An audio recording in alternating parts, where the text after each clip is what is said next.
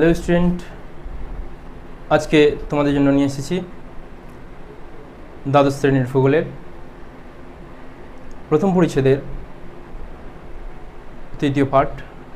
আজকে আমরা যেটা নিয়ে আলোচনা করব সেটা হচ্ছে কাস্ট ভূমিরূপ। এই কাস্ট শব্দটি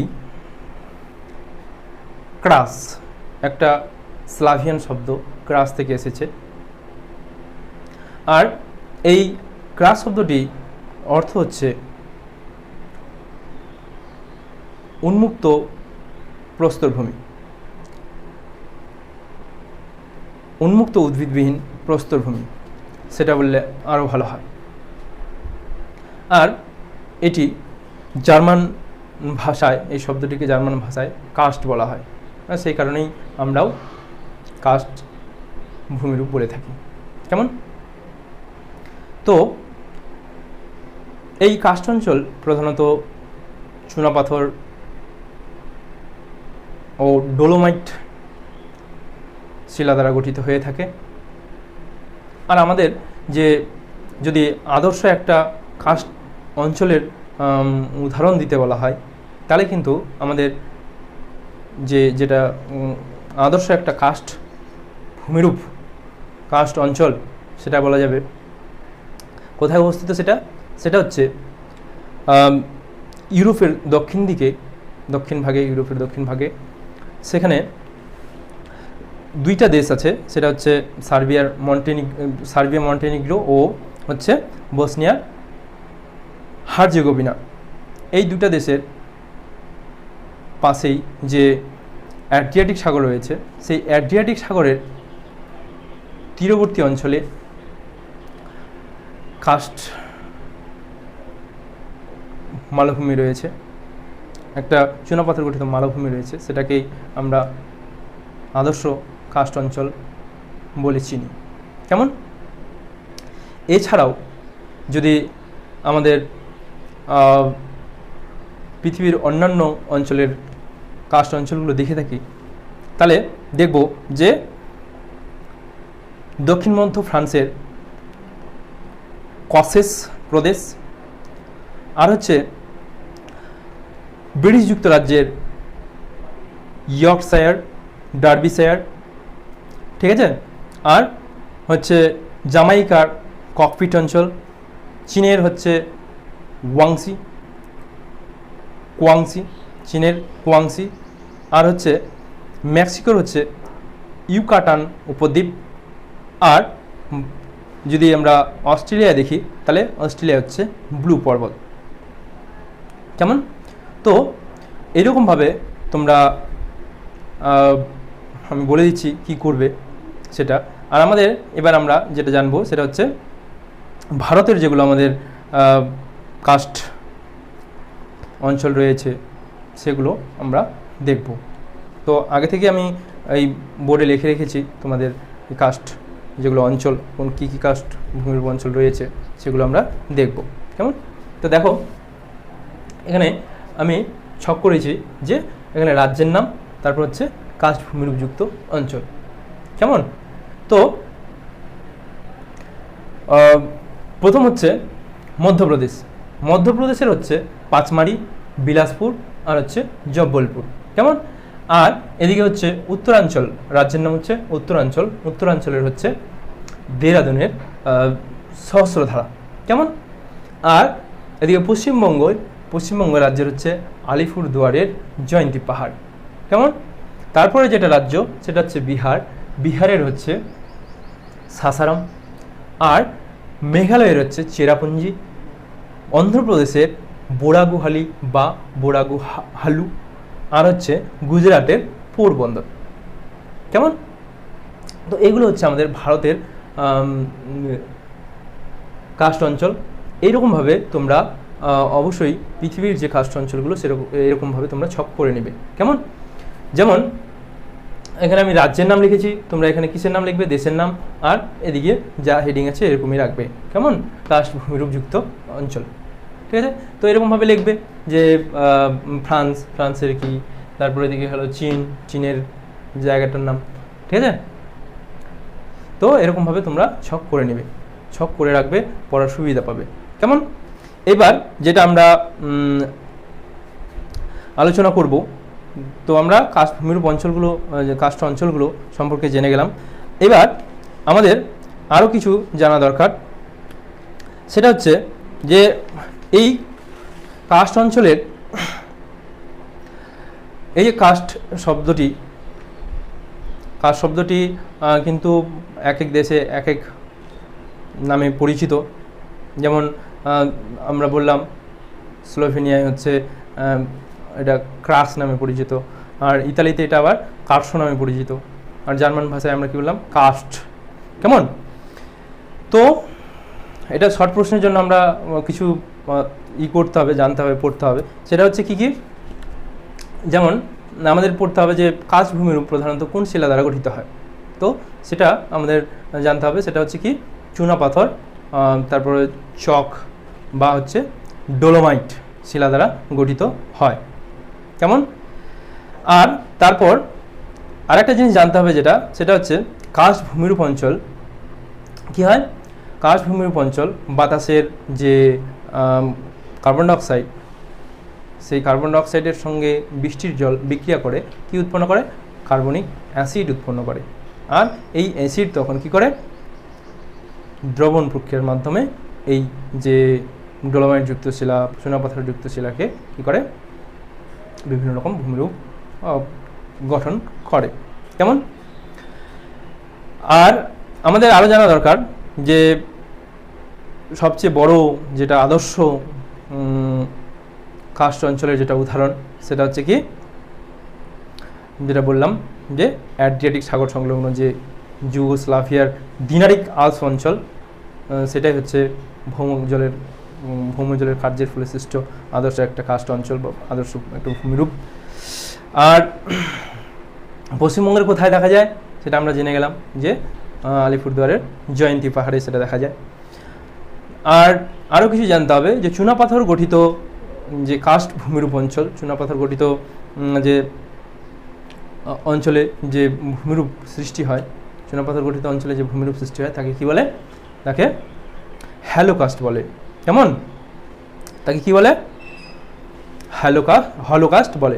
কেমন? এবার তারপরে আরও জানতে হবে আমাদের যে অসম্পূর্ণভাবে সৃষ্ট কাস্ট ভূমিরূপকে বলা হয় কি? অসম্পূর্ণভাবে সৃষ্ট কাস্ট ভূমিরূপকে বলা হয় মেরোকাস্ট। কেমন? কি বলে? মেরোকাস্ট। আর অদ্রবণীয় শিলার নিম্নস্থ অঞ্চলে গঠিত কাস্ট ভূমিরূপকে কি বলা হয়? গঠিত কাস্ট ভূমিরূপকে বলা হয় অন্তঃস্তরীয় কাস্ট অঞ্চল বা অন্তরস্তরীয় কাস্ট। কেমন? আর চুনাপাথর ব্যতীত বা চুনাপাথর ছাড়া শিলা দ্বারা গঠিত অঞ্চলে যে ভূমিরূপ সৃষ্টি হয় তাকে কি বলা হয়? সিউডোকাস্ট। তাদের কি বলা হয়? সিউডোকাস্ট। কেমন? আর নদীর কার্যের ফলে সৃষ্ট কাস্ট ভূমিরূপকে বলা হয় ফ্লুভিও কাস্ট। বোঝা গেল? নদীর কার্যের ফলে সৃষ্ট কাস্ট ভূমিরূপকে বলা হয় ফ্লুভিও কাস্ট। তো এগুলো আমাদের শর্ট প্রশ্নের জন্য জেনে রাখতে হবে। তো সময়ের অভাবের জন্য আমি তোমাদের লিখে দিতে পারছি না, কিন্তু তোমরা শুনে শুনে লিখে নিবে। আরেকবার আমি রিপিট করছি যে কাস্ট অঞ্চলে এটা প্রশ্ন আসবে, তোমরা যেভাবে প্রশ্ন আসুক না কেন যদি জেনে রাখো তাহলে তোমরা অ্যান্সার দিতে পারবে। কেমন? আরেকবার রিপিট করছি যে কাস্ট একটি স্লাভিয়ান শব্দ ক্রাস থেকে এসেছে, যার অর্থ উন্মুক্ত প্রস্তর ক্ষেত্র বা উন্মুক্ত উদ্ভিদবিহীন প্রস্তর ভূমি। কেমন? সেটা শর্ট প্রশ্নের জন্য। তারপর আরও শর্ট প্রশ্নের জন্য কি জানে রাখতে হবে যে কাস্ট অঞ্চলে বৃষ্টির জলে কার্বন ডাইঅক্সাইড দ্রবীভূত হয়ে কার্বনিক অ্যাসিড উৎপন্ন করে, আর এই কার্বনিক অ্যাসিড দ্রবণ প্রক্রিয়ায় বিভিন্ন রকম ভূমিরূপ গঠন করে। কেমন? তারপর শর্ট প্রশ্নের জন্য আরেকটা জিনিস যেটা জানতে হবে সেটা হচ্ছে স্লাভিয়ায় এটি কী নামে পরিচিত? ক্রাস নামে পরিচিত। আর ইতালিতে এটি কার্সো নামে পরিচিত। আর জার্মানি এটি কার্স্ট নামে পরিচিত। কেমন? তারপর এটি কোন কোন শিলা দ্বারা গঠিত হয়? চুনাপাথর, চক বা হচ্ছে ডলোমাইট দ্বারা গঠিত হয়। তারপর সবচেয়ে বড় কাস্ট অঞ্চলের যদি উদাহরণ দিতে হয়, তাহলে সবচেয়ে বড় কাস্ট অঞ্চলের উদাহরণ হচ্ছে যে আমরা যেটা পড়লাম যে অ্যাড্রিয়াটিক সাগরের সংলগ্ন যে চুনাপাথর গঠিত মালভূমি, সেটি হচ্ছে আমাদের আদর্শ একটি কাস্ট অঞ্চলের উদাহরণ। কেমন? এবার তারপর পশ্চিমবঙ্গের কোথায় কাস্ট ভূমিরূপ দেখা যায় সেটা আমরা পড়লাম, ছকে দেওয়া আছে। তো কি সেটা হচ্ছে আলিপুরদুয়ারের জয়ন্তী পাহাড়, ঠিক আছে। আর চুনাপাথর দ্বারা গঠিত অঞ্চলে সৃষ্ট ভূমিরূপকে কী বলা হয়? হলো কাস্ট বলে। চুনাপাথর দ্বারা গঠিত অঞ্চলে সৃষ্ট ভূমিরূপকে কী বলা হয়? হলো কাস্ট বলে। অসম্পূর্ণভাবে সৃষ্ট কাস্ট ভূমিরূপকে কী বলে? মেরো কাস্ট বলে। আর অদ্রবণীয় শিলার নিম্নস্থ অঞ্চলে গঠিত কাস্ট ভূমিরূপকে অন্তঃস্তরীয় কাস্ট বলে। আর চুনাপাথর ব্যতীত অন্য শিলা দ্বারা গঠিত অঞ্চলে সৃষ্ট ভূমিরূপকে কী বলা হয়? সিউডোকাস্ট। আর নদীর কার্যের ফলে সৃষ্ট কাস্ট ভূমিরূপকে বলা হয় কি? ফ্লুভিও কাস্ট। কেমন? লিখে নিয়ে এসো নিশ্চয়ই। এবার আমাদের যেটা জানতে হবে সেটা হচ্ছে এই যে কাস্ট অঞ্চল, সেই কাস্ট অঞ্চলগুলো কি হয়? এই কাস্ট অঞ্চল মূলত কি হয়? মূলত এগুলো অনুর্বর প্রকৃতির হয়ে থাকে। তো অনুর্বর কেন হয় সেই কারণগুলো আমরা একে একে জানব। কেমন? তো অনুর্বর হওয়ার প্রধান কারণ যদি দেখি, তাহলে অনুর্বর হওয়ার প্রধান কারণ দেখব যে এগুলো মূলত চুনাপাথর, তারপর ডোলোমাইট ইত্যাদি শিলায় গঠিত হওয়ার কারণে এগুলো খুব সহজেই কী হয়? দ্রবণ প্রক্রিয়ায় দ্রবীভূত হয়ে যায়। আর যে কারণে সেগুলোর ক্ষেত্রে যে উর্বরতা শক্তিটা সেখানে আর হয় না, ফলে অনুর্বর প্রকৃতির হয়ে থাকে। এছাড়াও যে কারণগুলির জন্য কাস্ট অঞ্চলগুলি কি হয়? অনুর্বর প্রকৃতির হয়, সেই কারণগুলো আমরা একে একে জানব। কেমন? তো আমি বোর্ডে লিখে দিচ্ছি, তোমরা লিখে নাও খাতায়। কেমন? এই যে লিখে নিয়েছি, একে একে দেখব। প্রথমে হচ্ছে চুত্তি ও দারণের উপস্থিতি। কেমন? এই চুত্তি ও দারণের উপস্থিতির কারণে কিভাবে অনুর্বর মৃত্তিকা হয়ে থাকে, ঠিক আছে। তো এই চুনাপাথর খুবই ঘন সন্নিবিষ্ট বা ফুরু হওয়া সত্ত্বেও কি হয়? এই এখানে অসংখ্য চুত্তি ও দারণ সৃষ্টি হওয়ার কারণে এই শিলায় কী হয়? যে উপরে যেটা জল, সেটা খুব সহজেই কী হয়? নিচের দিকে মানে ভূগর্ভে চলে যায়, ঠিক আছে। তো এই ভূগর্ভে চলে যাওয়ার কারণে উপরের যে মৃত্তিকা সেটা কী হয়ে যায়? শুষ্ক প্রকৃতির হয়ে যায়, যেটা একটা অনুর্বরতার কারণ। কেমন? এবার তারপর 2 নম্বরে যেটা আমরা হেডিং করব সেটা হচ্ছে বৃষ্টিপাতের স্বল্পতা। তো প্রধান যে এই কাস্ট অঞ্চলগুলো রয়েছে, এই কাস্ট অঞ্চলগুলোতে মাঝারি মানের বৃষ্টিপাত হয় বা কোথাও খুব স্বল্প মাত্রায় বৃষ্টি হওয়ার কারণে সেখানে কি হয়? মৃত্তিকা উর্বর হয়ে উঠতে পারে না। কেমন? আর তারপরে যেটা 3 নম্বর হেডিং রয়েছে সেটা হচ্ছে উদ্ভিদের প্রয়োজনীয় পুষ্টিমূলের অভাব। আমরা জানি যে মৃত্তিকাকে উর্বর ও অনুর্বর করার জন্য উদ্ভিদ কতটা দায়ী। তো যেখানে উদ্ভিদের পুষ্টিমূল্যই ঠিকঠাক নেই, সেখানে তো উদ্ভিদ জন্মানোর কোনো প্রশ্নই আসে না, তাই কি না? তো এটা কিভাবে পুষ্টিমূল্য সেখানে পায় না, সেটা আমরা একটু আলোচনা করব, ঠিক আছে। তো এই অঞ্চলে মৃত্তিকা কি হয়, কি প্রশমিত নয়, এখানকার মৃত্তিকা প্রশমিত নয়। আর অধিকাংশ ক্ষেত্রেই দেখা যায় এখানে কি ধরনের মৃত্তিকা দেখা যায়, এখানে রেঞ্জিনা প্রকৃতির মৃত্তিকা দেখা যায়।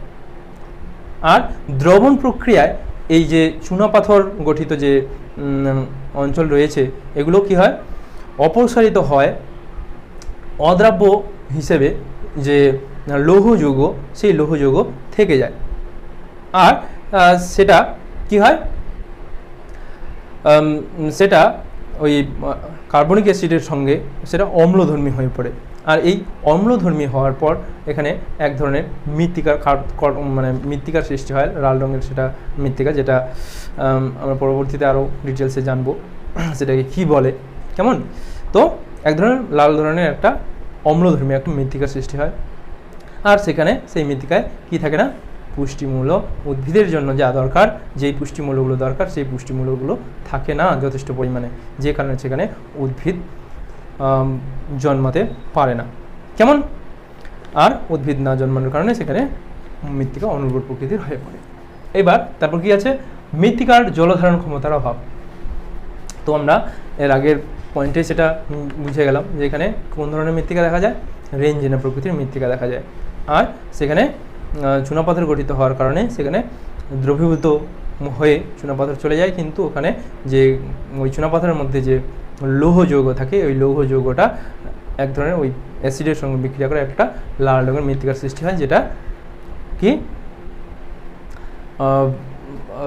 সেটা কি হয়, এর থেকে মানে উদ্ভিদ জন্মানোর অনুপযোগী। আর তার সত্ত্বেও তার সঙ্গে সঙ্গে এই মৃত্তিকার যেটা, এই মৃত্তিকাতে বিভিন্ন রকম চুক্তি দারণ থাকার কারণে সেটা জল ধারণের ক্ষমতা এতটাই কম যে সেখানে কি হয়, মাটিটা ভিজে থাকতে পারে না, সেটা শুষ্ক হয়ে যায়, মানে সেটা শুকিয়ে যায়, মানে শুকনো অবস্থায় থাকলে সেখানে আমরা জানি যে সেখানে মাটি সেটা উর্বর হতে পারে না, সেটা অনুর্বর। এবার গর্তের উপস্থিতি, এই কাষ্ঠ অঞ্চলের আমরা যখন ভূমিরূপে পড়ব তখন আমরা এর বিস্তারিত ব্যাপারগুলো জানবো। তো এখানে এটুকু জেনে রাখি যে গর্তের এখানে খুব সহজেই এই অ্যাসিডযুক্ত জলের সংস্পর্শ খুব তাড়াতাড়ি কী হয়ে যায়, দ্রবণ প্রক্রিয়ায় এখানে গর্তের সৃষ্টি হয়ে যায়। তো গর্তগুলো আমরা পড়ব পরবর্তীকালে, কী কী গর্ত সৃষ্টি হয়, সোয়ালো হোল, সিঙ্ক হোল, তারপর হচ্ছে আরও আছে যেমন ডোলাইন, উফালা, ঠিক আছে। এই বিষয়গুলো, এই গর্তগুলোর জন্য সেখানে মৃত্তিকাটা কী হয়ে উঠতে পারে না, উর্বর হয়ে উঠতে পারে না, কেমন। এবার এই বিষয়ে আমরা জেনে গেলাম যে এই প্রশ্নটা কী আসবে তাহলে, যে এই যে কাষ্ঠ অঞ্চল অনুর্বর প্রকৃতির হয় কেন, ঠিক আছে। তাহলে আমরা এইগুলো আলোচনা করব, কেমন। এবার তারপর আমরা চলে যাই, তারপরে আর একটা প্রশ্ন যেটা তোমাদের আসে সেটা হচ্ছে মানব জীবনে কাষ্ঠ ভূমিরূপের প্রভাব। মানব জীবনে কাষ্ঠ ভূমিরূপের প্রভাব। তো মানব জীবনে কাষ্ঠ ভূমিরূপ কীভাবে প্রভাব করে সেটা আমি পয়েন্ট আকারে বোর্ডে লিখে দিচ্ছি, কেমন। এগুলো তোমরা কিন্তু নিশ্চয়ই লিখে নিও। তো তোমাদের এখানে বোর্ডে লিখে দিলাম যে মানব জীবনে কাষ্ঠ ভূমিরূপের প্রভাব। তো প্রথম যেটা পয়েন্ট করবে তোমরা সেটা হচ্ছে খনিজ সম্পদের যোগান হিসেবে। খনিজ সম্পদের যোগান হিসেবে আমাদের কতটা গুরুত্বপূর্ণ কাষ্ঠ ভূমিরূপটা সেটা আমরা জানব।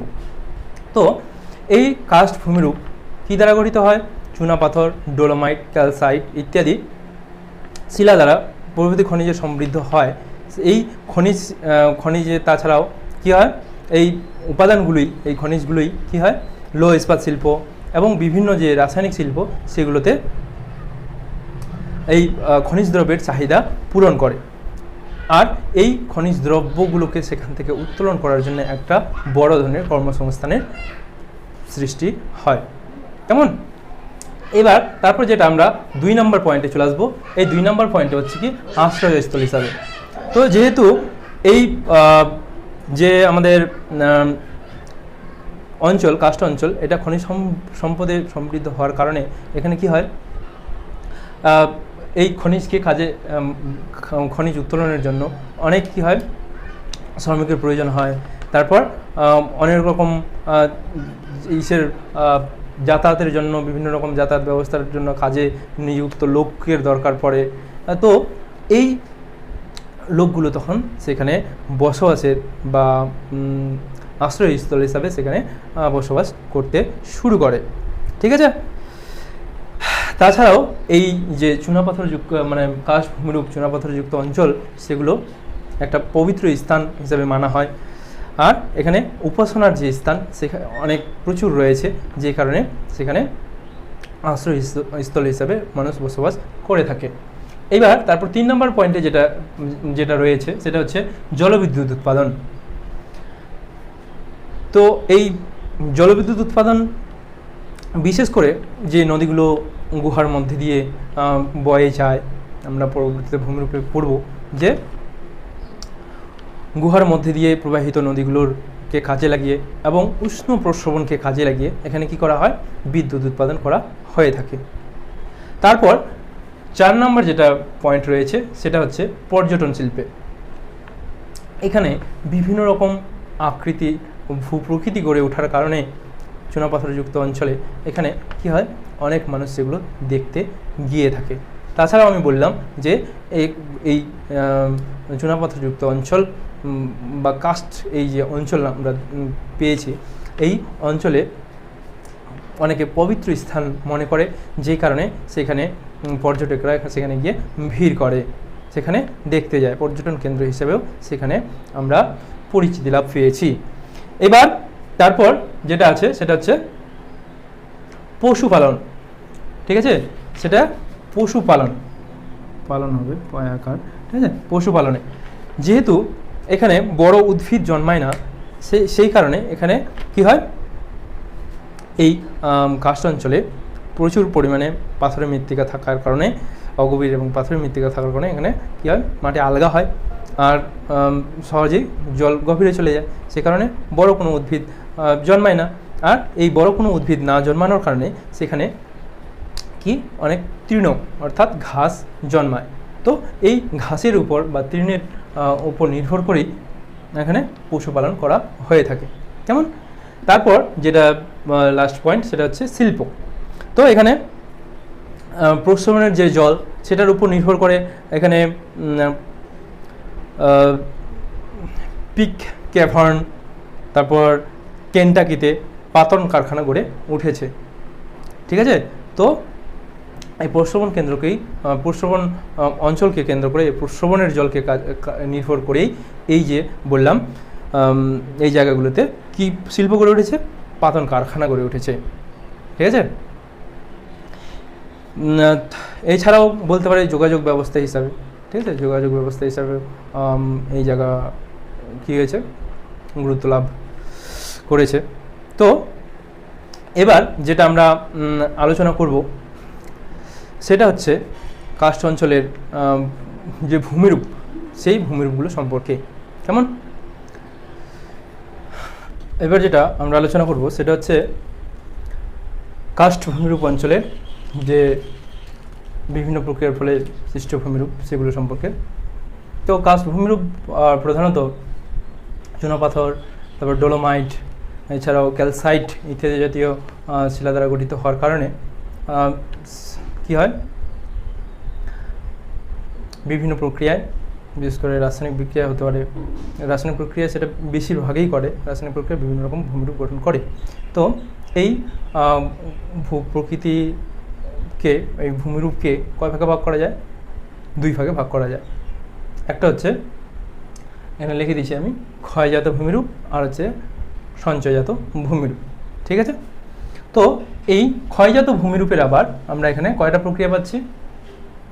4টা প্রক্রিয়া পাবো, যদিও নিচেরগুলো আমি একটু বলে দিচ্ছি কী ব্যাপার আছে এখানে। তো প্রথমে এই নাম্বারে যেটা আমরা পাচ্ছি সেটা ভূপৃষ্ঠের উপরে সৃষ্ট ক্ষয়জাত ভূমিরূপ। ঠিক আছে, হচ্ছে ভূপৃষ্ঠের উপরে সৃষ্ট ক্ষয়জাত ভূমিরূপ। তো ভূপৃষ্ঠের উপর ক্ষয়জাত যেগুলো ভূমিরূপ সেগুলো আমরা কী কী পেয়েছি? টেরারোজা, তারপর গ্রাইক্স ও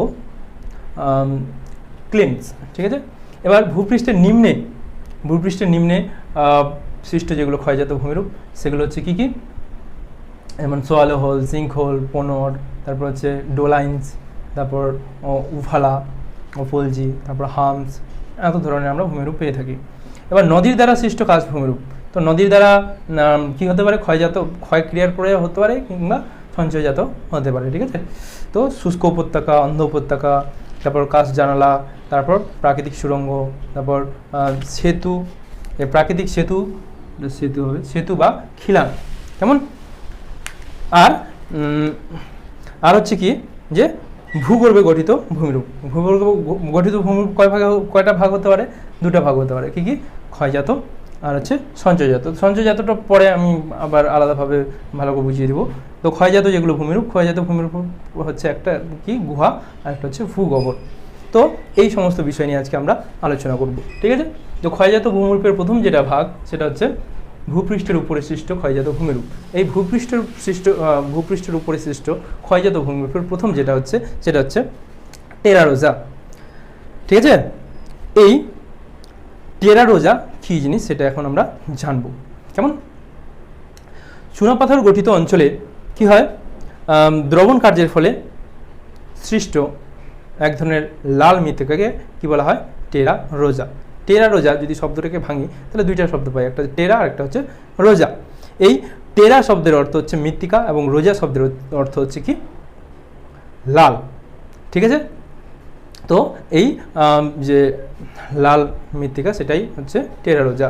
তো এটা কিভাবে সৃষ্টি হয় সেটা যদি আমরা বলতে যাই তাহলে দেখব যে চুনাপাথরের উপরে কি হয়, উপর দিয়ে যখন মৃদু কার্বনিক অ্যাসিডযুক্ত জল প্রবাহিত হয় তখন সেই চুনাপাথর দ্রবীভূত হয়ে যায় এবং তার মধ্যস্থ, এই চুনাপাথর মধ্যস্থ যে খনিজ লৌহগুলো থাকে, তো ওই লোহাগুলো কিন্তু অদ্রবণীয় অবস্থায় থেকে যায়।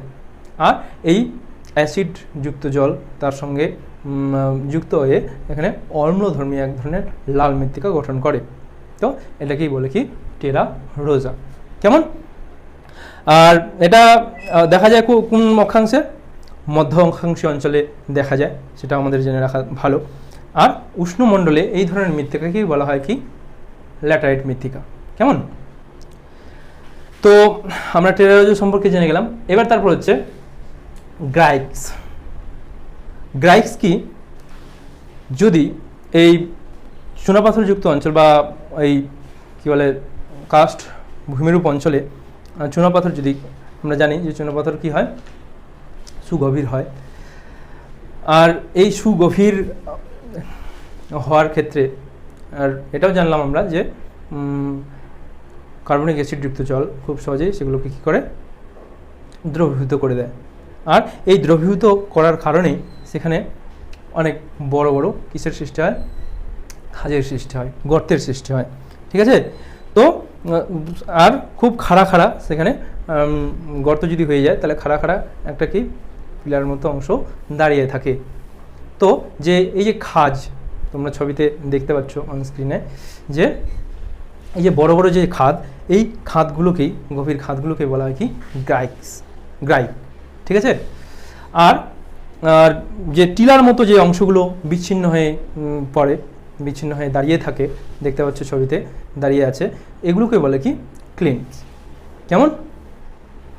বুঝা গেল তাহলে যে গ্রাইক কোনগুলো আর ক্লিন্স কোনগুলো।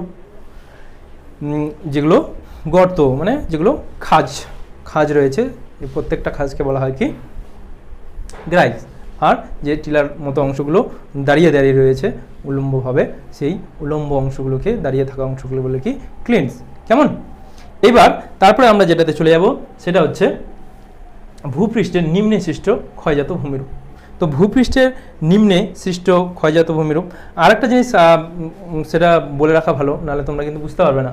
এই যে গ্রাইক্স, এই গ্রাইক্সটা কিন্তু এক এক জায়গায় এক এক নামে পরিচিত, কেমন। এটা গ্রাইক্স হচ্ছে ইংল্যান্ডের নাম হচ্ছে এটা গ্রাইক্স, ঠিক আছে। আর সেটা যদি আমরা জার্মানিতে যাই তাহলে সেটার নাম হয় কি, কারেন। আর ফ্রান্সে সেটার নাম হয়ে যায় আবার লেপিস, একই জিনিস, কিন্তু আমাদের জানতে হবে, না জানলে কিন্তু অসুবিধায় আমাদের পড়তে পারি যে গ্রাইক্স কি, সেটা আসলো তো আমরা জানলাম, কিন্তু লেপিস কি যদি আসে, একই জিনিস কিন্তু আমরা লিখতে পারবো না, তাই তো? তাহলে একই জিনিস, এই জিনিসটাকেই কি বলে, যে ইংল্যান্ডে বলে গ্রাইক্স, তারপর ফ্রান্সে বলে হচ্ছে লেপিস, আর যেটা আমাদের হচ্ছে জার্মানিতে বলে কারেন্ট। কেমন? আর ক্লিন্স তো আমরা জেনে গেলাম।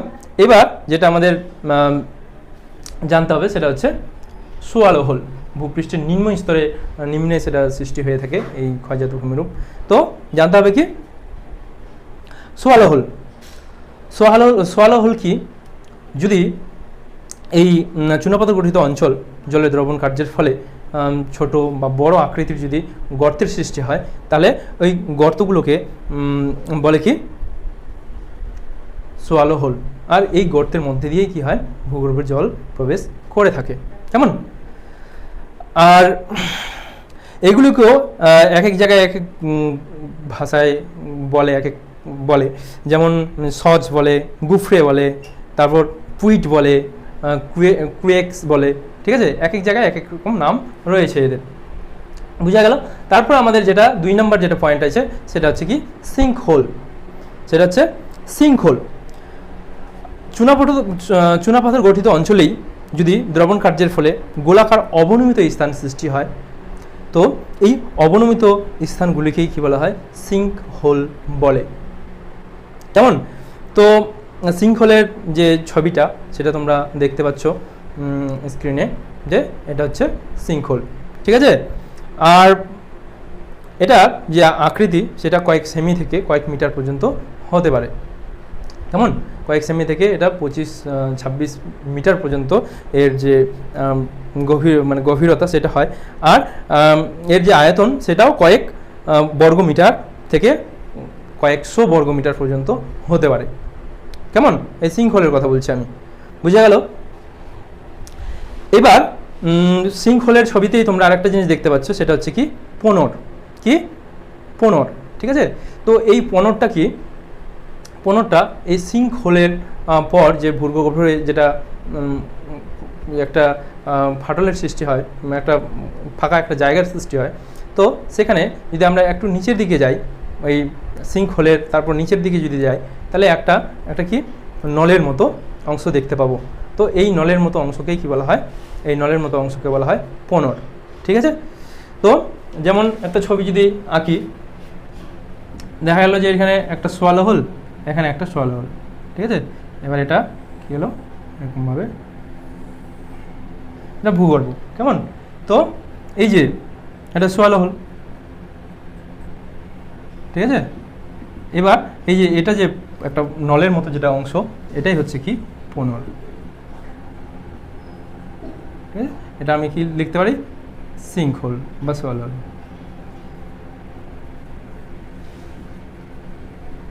Sync hole. বুঝা গেল?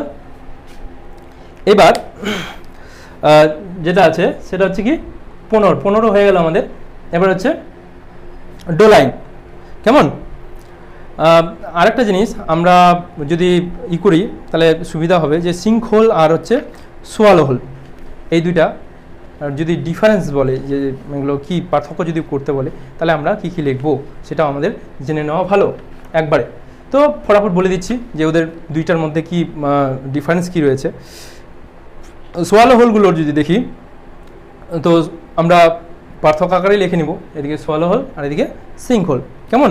তো সোয়ালো হোল, প্রথমে সোয়ালো হোলের কথা বলছি, যে চুনাপাথর অঞ্চলে সৃষ্ট ভূপৃষ্ঠের নিচের গহ্বরকে কি বলা হয়? Swallow hole. বুঝা গেল? নিচের যেটা গহ্বর সেটা হচ্ছে সোয়ালো হোল। আর চুনাপাথর অঞ্চলে সৃষ্ট ভূপৃষ্ঠের উন্মুক্ত গর্তকে বলে সিঙ্ক হোল। তাহলে এটা আমরা এখানে বলতে পারি যে এটা হচ্ছে সিঙ্ক হোল, আর ভিতরের যেটা গর্ত সেটাকে বলা যাবে কি সোয়ালো হোল। Swallow whole. কেমন? এবার তারপর আর কি পার্থক্য আছে, যেমন এগুলি ভূগর্ভের নিচে ভূগর্ভে কি করে সুরঙ্গের ন্যায় লম্বাটে গর্তের সৃষ্টি করে। ঠিক আছে? এগুলো লম্বাটে একটা গর্তের সৃষ্টি করে, আর এগুলি হচ্ছে গোলাকার একটা গর্ত সৃষ্টি করে। আর এখানে কি হয়? একটা গোলাকার একটা গর্ত সৃষ্টি করে। ঠিক আছে? আর ভৌমজলের স্তর নিকটে থাকলে এদের তলদেশে কি থাকে? জল থাকার সম্ভাবনা থাকে। কিন্তু ওই যে যে শৃঙ্খল সেটা সবসময় উন্মুক্ত শুষ্ক অবস্থায় থাকে। কেমন? আর যেটা কি বলবো সোয়ালো হোল, সেটা কি হয় পরবর্তীতে বড় হয়ে শুষ্ক উপত্যকা গঠন করে। আর সোয়ালো হোলটা আর হচ্ছে সিঙ্কহোল, কয়েকটি সিঙ্কহোল যুক্ত হয়ে কি করে ডোলাইন বা ডলিনা সৃষ্টি করে। ঠিক আছে? তো পরবর্তীতে যখন আমরা ডোলাইনের যেটা পড়বো, ভূমিরূপটা পড়বো, তখন আমরা সেটা আরও ভালো করে বুঝে যাব। কেমন? তো এবার আমরা যেটা জানবো সেটা হচ্ছে ডোলাইন কী জিনিস। তো ডোলাইনের যদি সংজ্ঞা দেওয়া যায়, তাহলে আমরা একটু আগেও জানলাম যে যদি এই কাস্ট অঞ্চলে চুনাপাথর যেহেতু গঠিত হয়, সে কারণে দ্রবণ প্রক্রিয়ার ফলে কি হয়, এই সিঙ্কহোলগুলো যদি আয়তনে আরও বড় হয়ে যায়, মানে কয়েকটা সিঙ্কহোল গঠিত হয়ে যুক্ত হয়ে তখন কি উৎপন্ন করে, একটা ডোলাইন সৃষ্টি করে। ঠিক আছে? তো এই ডোলাইন বিভিন্ন প্রক্রিয়া হয়, 5 ভাবে সৃষ্টি হতে পারে। তো 5 ভাবে যেটা সৃষ্টি বলেছে, তো সেটা যদি আলোচনা করি অনেক বেশি হয়ে যাবে। তো এর উপর ভিত্তি করে কয়েকটা ডোলাইনের নাম বলে দিচ্ছি আমি, 5 প্রকার। যেমন হচ্ছে দ্রবণ ডোলাইন, ঠিক আছে, একটা যেমন হচ্ছে দ্রবণ ডোলাইন, তারপর ধস ডোলাইন, ঠিক আছে, তারপর হচ্ছে দ্রবণ পাইপ ডোলাইন, তারপর হচ্ছে অবিনমিত ডোলাইন, তারপর ককপিট ডোলাইন। ঠিক আছে? তো এই ডোলাইনগুলো সম্পর্কে আমাদের ধারণা নিয়ে নিতে হবে। বুঝা গেল? তাহলে 5 ভাবে ডোলাইন সৃষ্টি হতে পারে, ডোলাইনগুলোর নাম বলে দিলাম। কেমন? আর যদি উদাহরণ দিতে বলে, তাহলে আমাদের অন্ধ্রপ্রদেশের বোরা গুহা যে অঞ্চল, সেই অঞ্চলটিতে ডোলাইন দেখা যায়। কেমন? সেটা আমাদের মনে রাখতে হবে ভালো করে, যে আমাদের ভারতবর্ষে কোথায় ডোলাইন দেখা যায়। আমাদের ভারতবর্ষের হচ্ছে বোরা গুহা, অন্ধ্রপ্রদেশের বোরা গুহায় দেখা যায়। কেমন? এইবার তারপর চলে আসি আমরা যে ভূমিরূপটা, সেটা হচ্ছে কি উভালা ও ফলজি। উভালা ফলজি আলাদা আলাদা ভূমিরূপ। তো প্রথমে উভালা। তো অনেকগুলো ডোলাইন একসঙ্গে যদি কি হয়, যুক্ত হয়ে যায়, তাহলে আয়তনে ও গভীরতা অনেক বেশি হয়। ঠিক আছে? তো এই এক বা একাধিক, 2 বা ততোধিক কি ডোলাইন যুক্ত হয়ে যে একটি আবদ্ধ একটি গর্তের সৃষ্টি করে, সেটাকে কি বলা হয়, উভালা। আর এই গর্তগুলো বিশাল দীর্ঘ হয়, আয়তনও বিশাল হয়। ঠিক আছে? তো এগুলো কতটা, কয়েক কিলোমিটার পর্যন্ত হতে পারে আয়তন, আর গভীরতাও কি হতে পারে, 200 মিটার পর্যন্ত গভীরতা হতে পারে। ঠিক আছে? আর এই যে উভালা, এই উভালাগুলো হয়ে আরও যুক্ত হয়ে আরও একটা বৃহৎ আয়তন গর্তের সৃষ্টি যদি করে, তখন তাকে কি বলবো, পলজি বলবো। ঠিক আছে? তার মানে তাহলে আমরা যদি বলি সিকুয়েন্সলি, তাহলে কিভাবে বলবো, আগে কি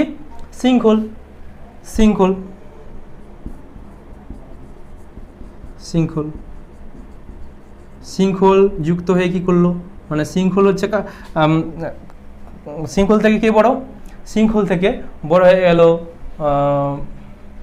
ডোলাইন, তাই কি না, ডোলাইন। আর ডোলাইন থেকে বড় হয়ে গেল কি উভালা, আর উভালার থেকেও বড় হয়ে যাচ্ছে কি পলজি। কেমন?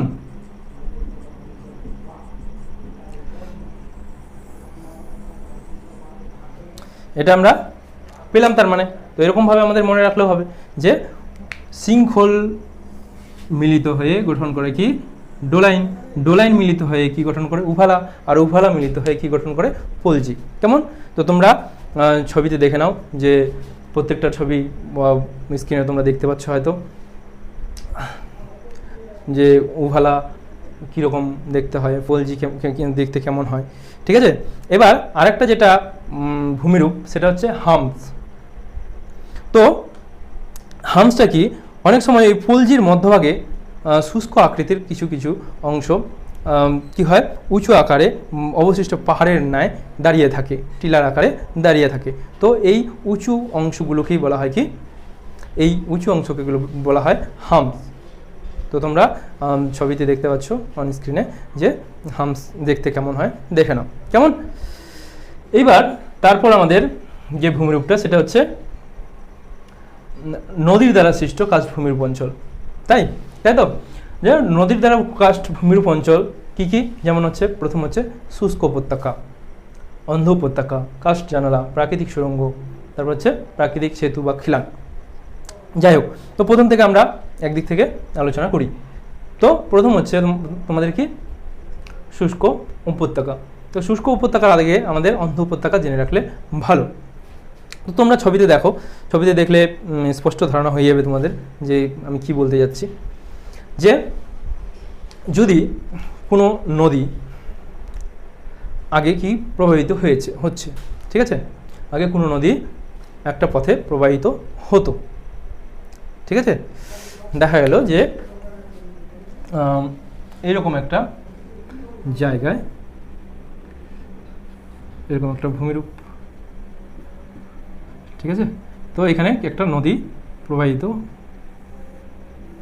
ছিল, এদিক দিয়ে জল যেত, বুঝে গেল। এবার তারপর কি হলো যে হঠাৎ এখানে দ্রবণ প্রক্রিয়ার ফলে একটা গর্ত সৃষ্টি হলো, যেটাকে আমরা কি বলবো, সিঙ্কহোল, ঠিক আছে। এই গর্তে তখন কি হয়, জলটা ঢুকে যাবে, তাই তো। এই জলটা যখন আসবে, এই জলটা তখন কোথায় ঢুকবে, এই গর্তে ঢুকবে, আর এই যে এটা উপত্যকা, এটা কি হয়ে যায়, শুকিয়ে যায় তখন, ঠিক আছে। তো ছবিতে তোমরা দেখো, ছবিতেও দেখলে বুঝতে পারবে যে জলটা এখান থেকে আসলো আর এখানে ওই সিঙ্কহোলের মধ্যে, গর্তের মধ্যে কি হলো, প্রবেশ করে নিল, মানে ঢুকে গেল। তো যে এই যে এটা উপত্যকা কি হলো, আগে মনে হচ্ছে কি যে একটা অন্ধের মতো এদিকে আর ও সোজা পথে রাস্তা না দেখতে পেয়ে কি করে নিয়েছে, ওই গর্তে ঢুকে গেছে, যে কারণে এই যে উপত্যকা এটাকে বলে কি, অন্ধ উপত্যকা, মানে জলবাহিত যে উপত্যকা সেটাকে অন্ধ উপত্যকা বলে, ঠিক আছে। আর পরের যে উপত্যকা, এটা কি হলো, শুষ্ক অবস্থায় থেকে গেল, আর এই শুষ্ক যে উপত্যকা, এই শুষ্ক উপত্যকাকে বলে কি, শুষ্ক উপত্যকা। কেমন বুঝা গেল তাহলে? ছবিতে দেখে নাও, ছবিতে দেখলে আরো ক্লিয়ার হয়ে যাবে তোমাদের, কেমন। এইবার তারপর আমাদের যেটা রয়েছে সেটা হচ্ছে অন্ধ উপত্যকা, শুষ্ক উপত্যকা হয়ে গেল। এবার হচ্ছে কাস্ট জানালা, ঠিক আছে। তো এই ছবি থেকে আমি বলে দিই, তাহলে তোমাদের বোঝার সুবিধা হবে। তো এই জায়গাটা যদি আমাদের একটা ভূমিরূপ হয়ে থাকে, ঠিক আছে, তো এখান থেকে যদি আমি নিচের দিকে, এটা ভূমিরূপ, হ্যাঁ, এখান থেকে যদি নিচের দিকে আমি দেখি, এখানে যদি একটা গর্ত সৃষ্টি হয়, তাহলে দেখবো যে নিচে যে এই যে দিক দিয়ে কী হলো, সোয়ালো হলো, এটা সিঙ্কহোল, এই সিঙ্কহোলের মধ্যে দিয়ে কী হলো, জল প্রবেশ করলো, জল প্রবেশ করার ফলে এদিকে নদীর মতো বেয়ে এদিক দিয়ে বেরিয়ে গেল, ঠিক আছে। তো এই যে এখানে যে একটা গর্তের সৃষ্টি হয়েছে, এই গর্তের কারণে আমি কি করতে পারবো, এখান থেকে এই গর্তটাকে যদি দিকে তাকাই, তাহলে আমি নিচের যে জল এটাকে দেখতে পাবো, মানে নিচের যে ভূগর্ভের ভিতর দিয়ে যেটা নদী চলে গেছে, নদী বাহিত হয়েছে, সেটাকে আমি দেখতে পাবো, ঠিক আছে। তাহলে এই অঞ্চলটাকে বলা হয় কি, কাস্ট জানালা, ঠিক আছে। বোঝা গেছে তো, বোঝাতে পেরেছি যে এখানে যদি একটা গর্তের সৃষ্টি হয়ে যায়, তাহলে আমরা কি দেখতে পাচ্ছি, এই জলবাহিত যে নদী সেটাকে আমরা দেখতে পাচ্ছি, ভূগর্ভের যে জলবাহিত নদী সেটাকে দেখতে পাচ্ছি। তো এটাকেই বলে কি, এই যে ভূমিরূপ, এই ভূমিরূপটাকে বলে কাস্ট জানালা, কেমন।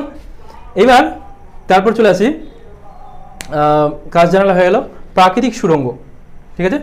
প্রাকৃতিক সুড়ঙ্গটা তোমাদের যদি আমি এই হিসেবে দেখাই তাহলে ভালো হবে, বলেই দিই যে কি আছে প্রাকৃতিক সুড়ঙ্গ। চুনাপাথর গঠিত অঞ্চলে ভৌম নদী যদি ভূ অভ্যন্তরে কি হয়ে যায়, দ্রবণ প্রক্রিয়ার মাধ্যমে দীর্ঘ সুড়ঙ্গ সৃষ্টি করে। তো দীর্ঘ সুড়ঙ্গ সৃষ্টি করার ফলে আর যে প্রবাহিত হয় তাকে কি বলা হয়, প্রাকৃতিক সুড়ঙ্গ বলে। উদাহরণ হিসাবে যদি বলা যায়, তাহলে মধ্যপ্রদেশের যে রাজ্যের মহাদেব পর্বত রয়েছে, সেটা হচ্ছে প্রাকৃতিক সুড়ঙ্গের একটা, গেলে আমরা সেখানে প্রাকৃতিক সুড়ঙ্গ দেখতে পাবো, কেমন। এবার তারপর আরেকটা কী ছিল, যেটা ছিল খিলান বা সেতু, তাই তো, প্রাকৃতিক খিলান বা সেতু।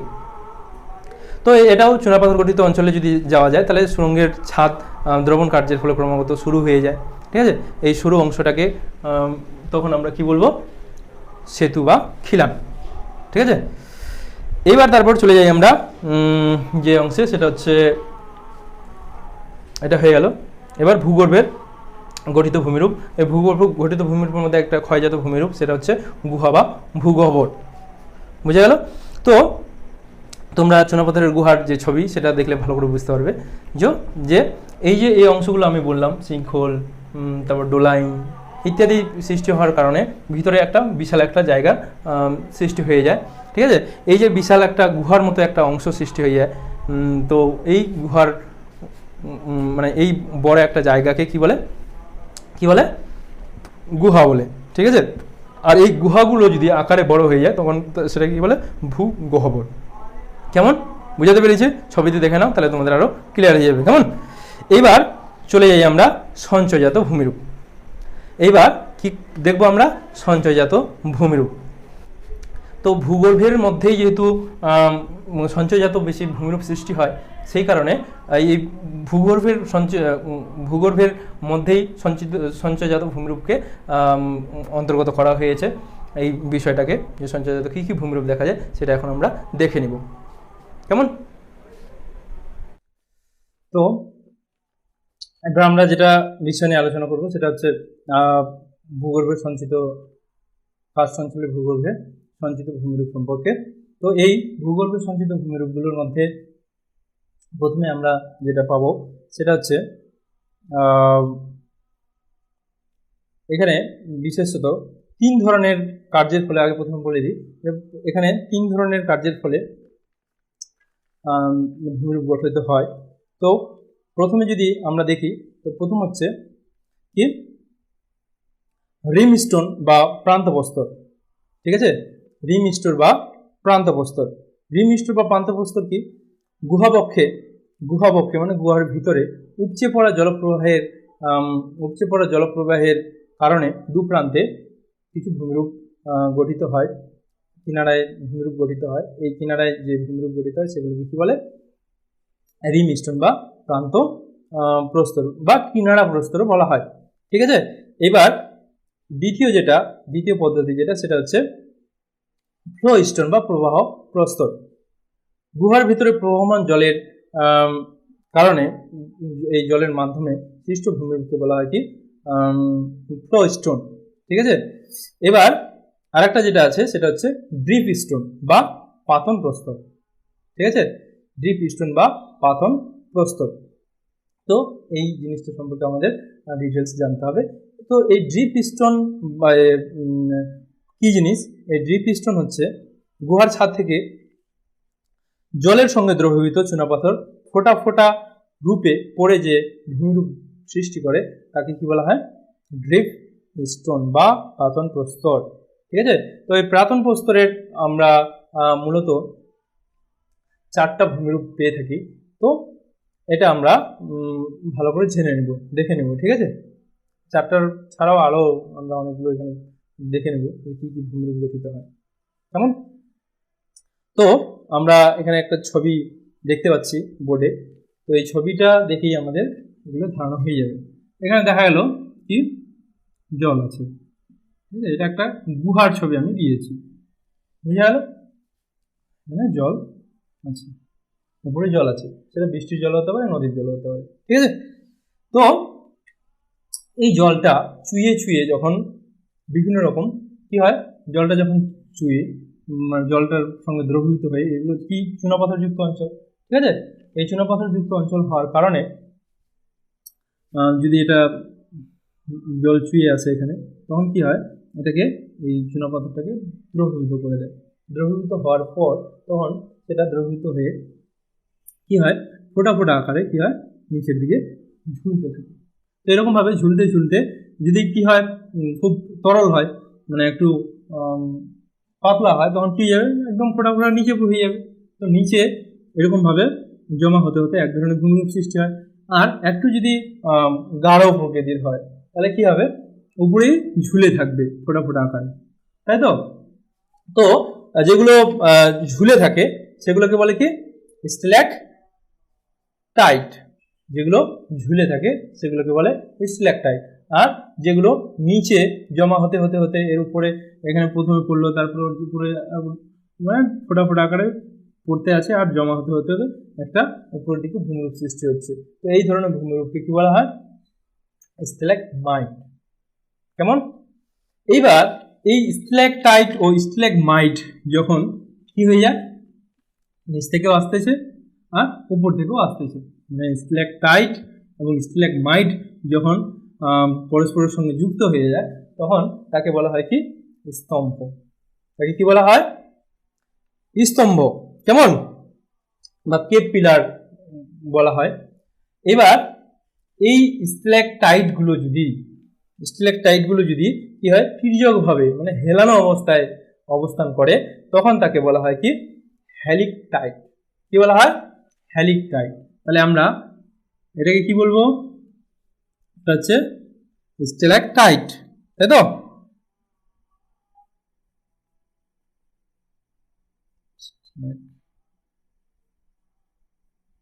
স্ট্যালাকটাইট। কেমন? আর এটা হচ্ছে কি? স্ট্যালাকমাইট।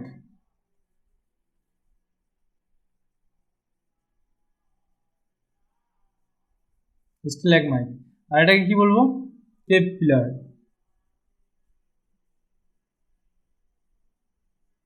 বা স্তম্ভ। কেমন? আর এই যে স্ট্যালাকটাইট গুলো যে হেলানো অবস্থায় থাকে এগুলোকে কি বলে? হেলিকটাইট। ঠিক আছে, এগুলোকে কি বলা যাবে? এই দুটাকেই বলা যাবে হেলিকটাইট। হেলিকটাইট। আর নিচে যেগুলো হেলানো অবস্থায় থাকে তাহলে এগুলো কি? স্ট্যালাকটাইট হচ্ছে উলম্ব ভাবে থাকবে, স্ট্যালাকমাইট উলম্ব ভাবে থাকবে, কিন্তু এগুলো হচ্ছে কি? হেলানো অবস্থায় বা তির্যক অবস্থায় যদি থাকে তাহলে কি হয়ে যাবে? হেলিকমাইট।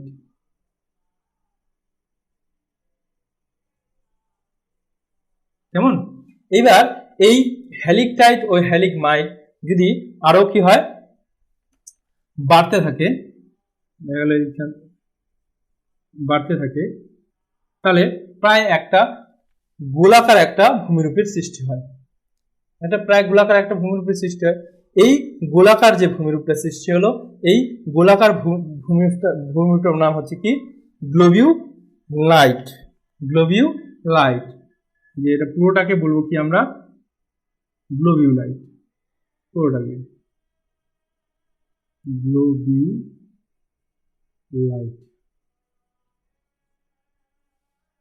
কেমন? তো এই হচ্ছে আমাদের আর আরেকটা জিনিস বলবো যে এই যে এগুলো সব ভূমিরূপ যতগুলো আমরা এখানে দেখলাম সব ভূমিরূপের সঙ্গে কি বলবো? Drip stone.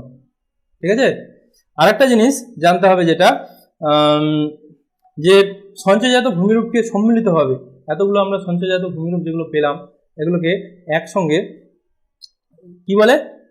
সেটা হচ্ছে ক্যাব ট্রেহারটাইন বা স্পেলিওথেস। স্পেলিওথেম। ঠিক আছে, এই স্পেলিওথেম একসঙ্গে এগুলোকে বলা যায়। ঠিক আছে, তো আজকে এই পর্যন্তই। Thank you. আর পরবর্তী ভিডিওর জন্য তোমরা অপেক্ষা করো আর তোমরা ক্লাসগুলো ঠিকঠাক করো। আর তোমরা অবশ্যই আমাকে কমেন্ট করে জানাও যে ক্লাস কেমন লাগছে। ধন্যবাদ।